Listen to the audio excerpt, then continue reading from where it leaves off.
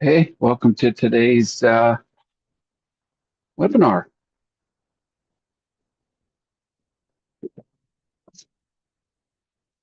We will just dive right in. Uh, Today's like super big. So at this point, you should have been going through all the steps, go through all the foundation, and your business should be stable at this point. Your finances should be in order. You should have some retained earnings. You should things should be good. Finding the right loads, getting getting things rolling with direct shippers. You should feel more and more in control every day. So if you're not to that point, you should go back to the beginning, watch them all again, do the homeworks, and or get a hold of us and we can help you. You know, we can help you. But either way, this is a good thing, even if you're not quite ready. This when you're ready to buy truck number two, it's just a big day. And so it's okay to, if you're not quite ready, to be looking forward as to what you need to be ready on these first days. Essentially, what you're doing when we buy a second truck is doubling your business. Uh, in some ways, more than others. Uh, Obviously, you're going to get two trucks where you had one. Sorry about that. Taking a drink here.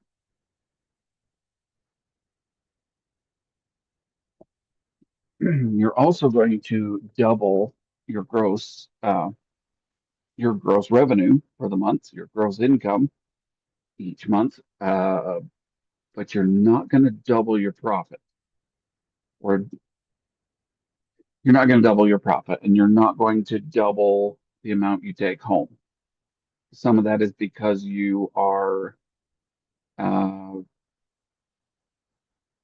you're probably paying yourself as a driver. So you're taking home driver pay and you're taking home uh,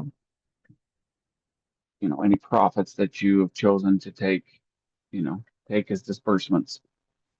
Um, but some of your other tasks are going to double also. So you're driving a truck, you're maybe dispatching, invoicing, office, admin, you're doing all that. Some of your other jobs will kind of stay the same. Your if there will be a little more. But if you can do one, you can do two. If you've outsourced some of these jobs, that's a good thing. It's just fractionally more expensive, and and so some things will be easier with two trucks. Other things will be more.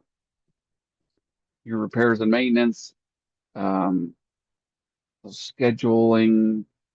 You'll be in the middle of doing what you're doing as the driver of truck number one, and your driver of truck number two will call and there's some problem, and so you've got to be the problem solver for him or her as well as yourself. So so there's that whole aspect, and and it's just a big part of it. Not only are you doing the first job and the ownership job, but you'll have this whole new job as driver manager also. um the right equipment is, and I kind of hammer this, but the right equipment is super important. Uh, the truck for yourself is different than the truck for a driver. Now, not all drivers. Uh, Are they going to take care of it like you will? No, absolutely not. You want to buy something or have them in a truck that's classy, that's clean, that's safe, but not something that's over the top. Chrome never pays the bills. Oh, and I can hear some of you saying, oh, well, you need to look professional and you need to do all that. And that's true. I agree 100%. We need clean, functional, classy things. And you as an owner operator may love lots of chrome, lots of chicken lights, whatever. And that's great.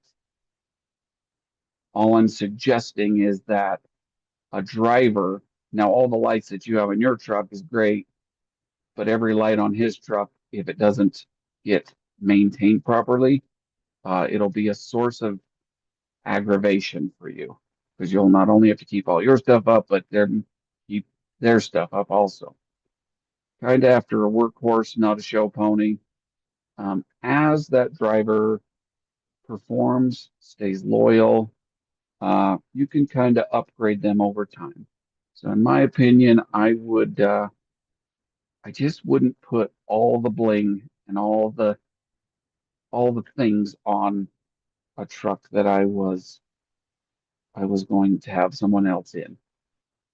It needs to be pretty nice and kind of newer because really, as a driver, you can go anywhere. You can get a job anywhere, and there's a lot of turnover, uh, and they in some ways have a lot of control. They have a lot of say. And again, it kind of comes back to price taker or price maker. Are you a commodity or are you a, specialization type business? And who's calling who? If you're, it wasn't that, there are times where drivers are coming through the door like crazy. You've got a stack of resumes and you can pick who you want. Most of the time, though, you're actively running ads, you're pursuing them rather than them pursuing you. So who needs who here? So just keep that in mind. They kind of have the leverage. I would have a moderate horsepower, transmission, gear ratio, all those things that I wouldn't custom build some brand new truck for a driver. And some of these things are fairly obvious. Um, some of those things, some of you won't believe me, and you'll, trick out a whole truck, and it won't be but a few years, and it'll be kind of trashed. And sorry, don't know what to tell you at that point. Switching gears to kind of again overview. How do you know when you're ready for truck number two? Your cash position is stable and growing.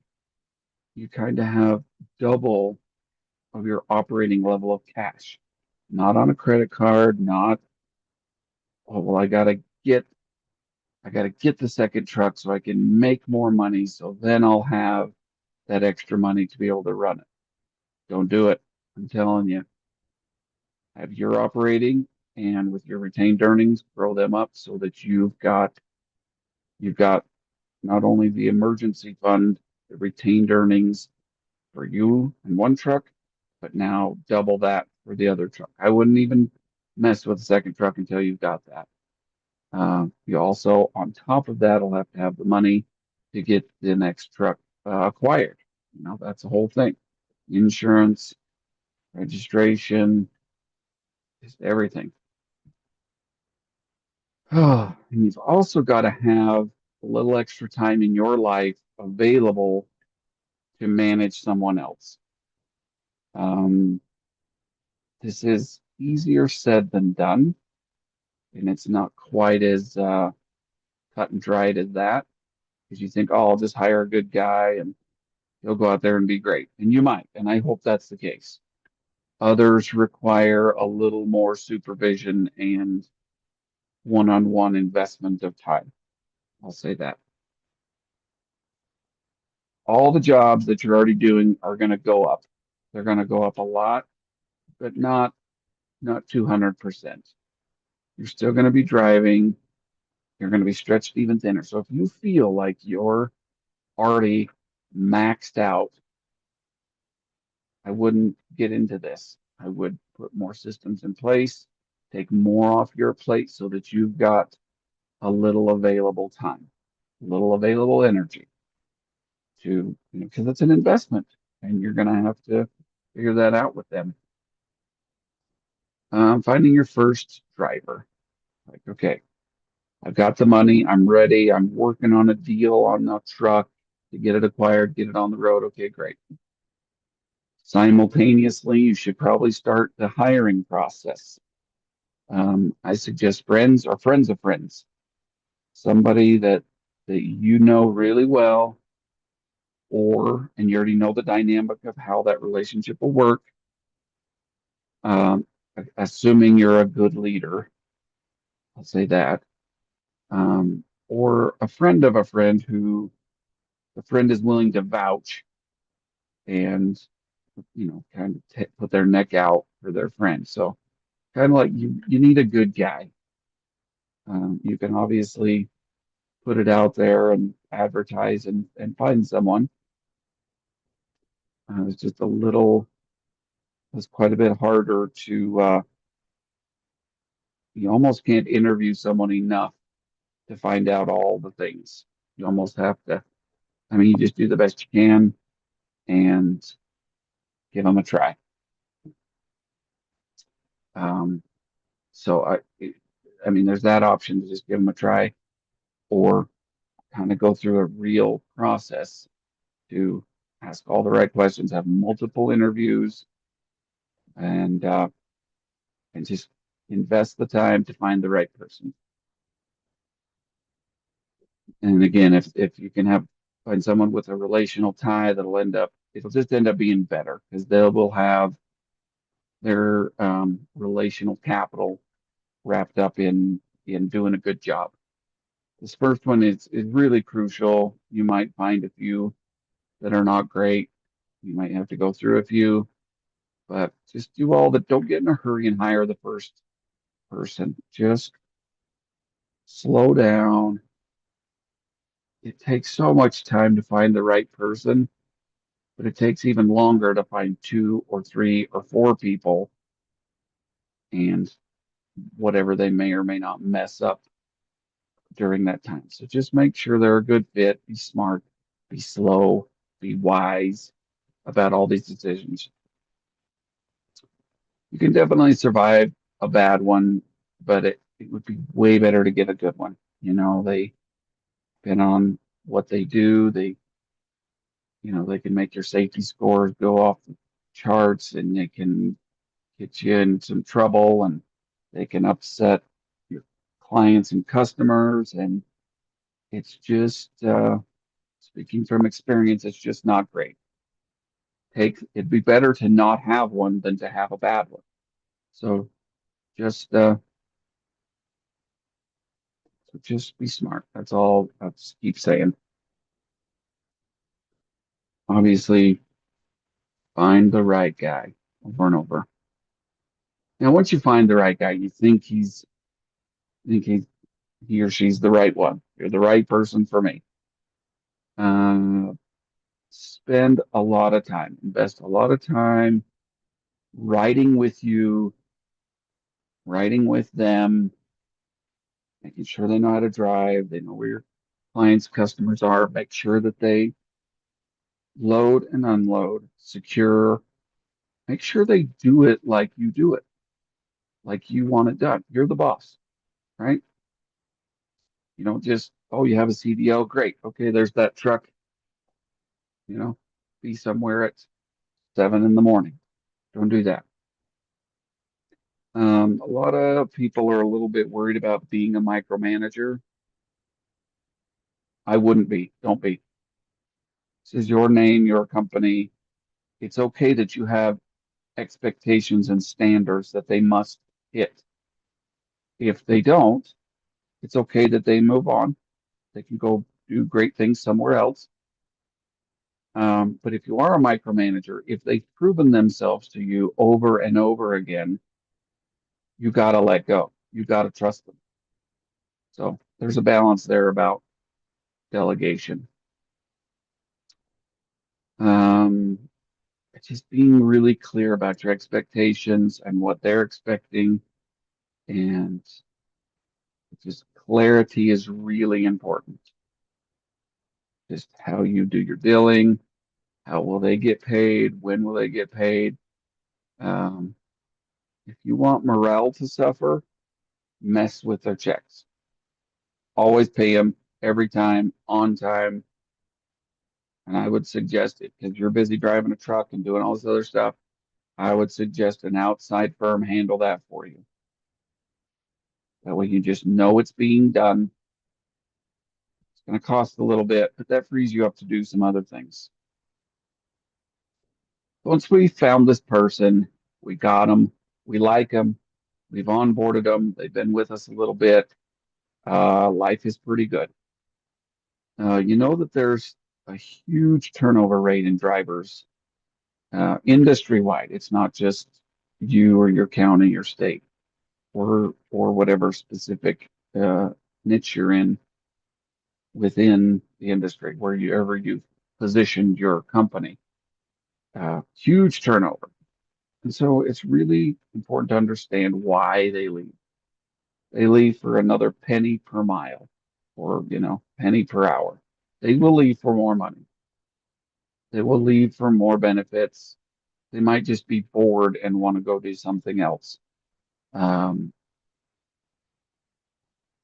but if you will treat them like a human and really care about them and not just a unit of production, if you will appreciate them, pay them what they're worth, what they produce, get them home the home time that they want. Now, you cannot let the tail wag the dog. That's not what I'm saying. You're in charge. These are the rules. These are the parameters. This comes back to the um, hiring process, making it very clear what the expectations are. But just treat them like a human and value them and appreciate them. If you have a hard time getting along with people, you should probably just stay with you and one truck, be an owner operator, and that's fine. That's great. You should do that. But if you want to scale this, you've got to learn some leadership qualities and uh, and and yeah, I'm not going to go down that road anymore. Just do not treat them like a unit of production. They're people, not commodities. They have lives and dreams, and they're willing to spend a lot of time helping you build your dream. So appreciate them, treat them well, have clear expectations and standards that they must hit, but treat them like people. You just can't, again, talk to them for a minute and be like, yeah, hope, uh, hope you do good. Some of this I've already talked about. Um, Obviously, each one's an individual, and so you'll need to make a custom onboarding plan for each of them, depending on where they're at, their skill sets, their temperaments, and just spend plenty of time, especially on this first one. Too much time, way too much time. I want you to be wondering for weeks if you should have already turned them loose. And then when you do, you're ready.